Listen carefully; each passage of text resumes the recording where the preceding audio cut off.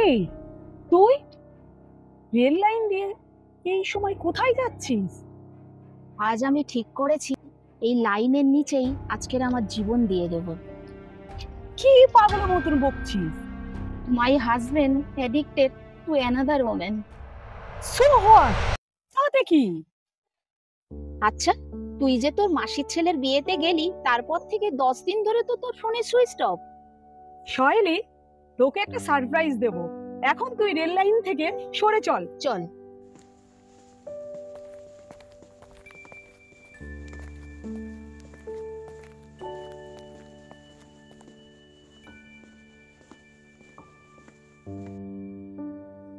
এবার বল, কি হয়েছে?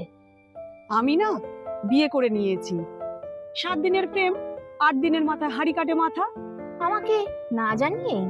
তুইও তো আজকে না জানিয়ে আত্মহত্যা করতে এসেছিস। কিন্তু তবুও এ ব্যাপারে তোর একটু ভাবা উচিত ছিল। তুই তো জানিস ছোটবেলা থেকে যেটা আমার ভালো লাগে সেটা না পাওয়া পর্যন্ত আমি পাগলের মতো হয়ে যাই। ঠিক আছে, চল তাহলে দেখি আজ তোর হিরোকে।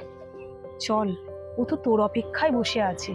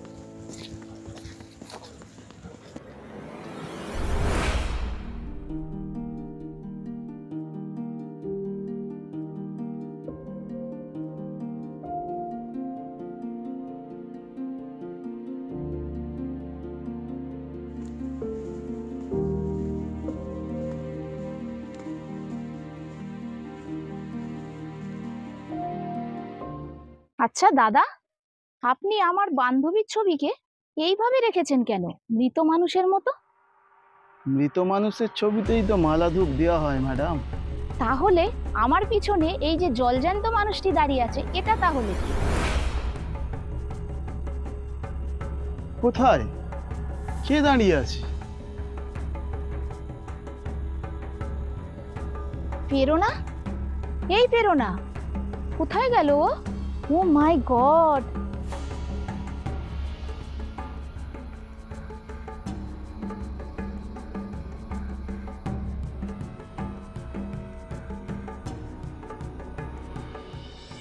ও আর নেই।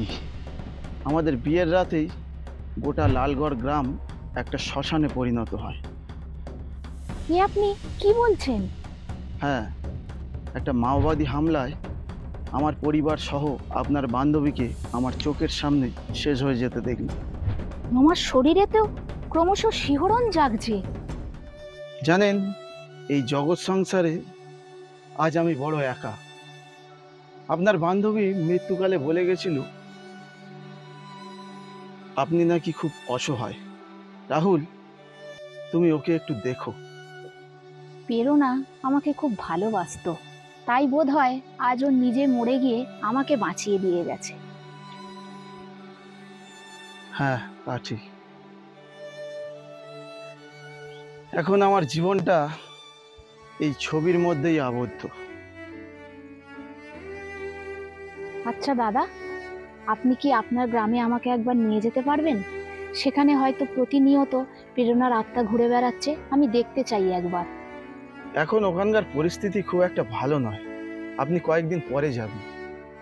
আপনি এখান থেকে সোজা দয়ালপুর স্টেশন নামবেন। সেখানে গিয়ে কাউকে জিজ্ঞাসা করবেন যে আমি সবুজ দ্বীপ যাব। আমি ওখানেই আপনার জন্য অপেক্ষা করব।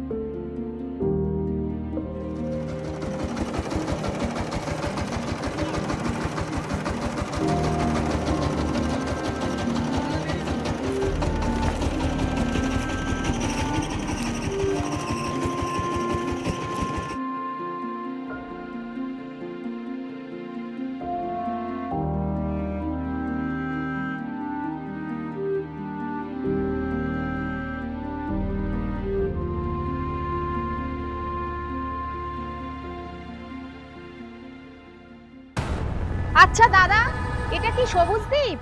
আপনি কি লালগঞ্জ যেতে চান? আপনি কি করে জানলেন?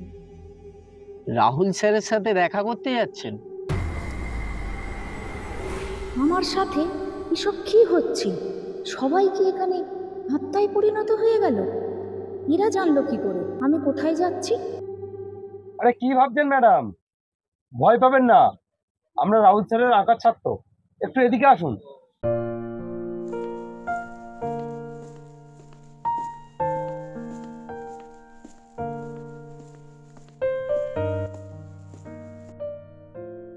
আসলে ওই বিয়ের রাতের ভয়ঙ্কর ঘটনার সাক্ষী আমরা। রাহুল স্যারের স্ত্রী, আপনার ছবি তো আমাদের দেখিয়েছিলেন। আপনিই তো আমাদের বৌদিমণির বেস্ট ফ্রেন্ড। যা, এতক্ষণে একটু নিশ্চিন্ত হওয়া গেল। তা আপনাদের রাহুল স্যার এখন কোথায়? রাহুল স্যার? রাহুল স্যারকে আপনি কোথায় পাবেন? ওই রাতেই তো মাওবাদীদের হাতে গুলি খেয়ে উনি মারা গেছেন। তার মানে উনিই তো আমাকে এখানে আসতে বলেছেন। আমি আর পাচ্ছি না, আমি আর কিছুই বুঝতে পারছি না। আমার সব কেমন গুলিয়ে যাচ্ছে।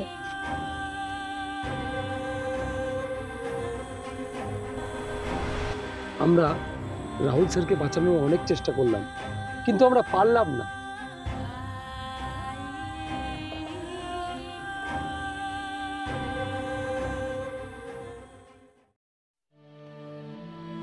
কিছু কিছু সময় অলক্ষ্যেই ঘটে যায় অদ্ভুত অঘটন, যার কোনো বিশ্লেষণ বা ব্যাখ্যা খুঁজে পাওয়া যায় না।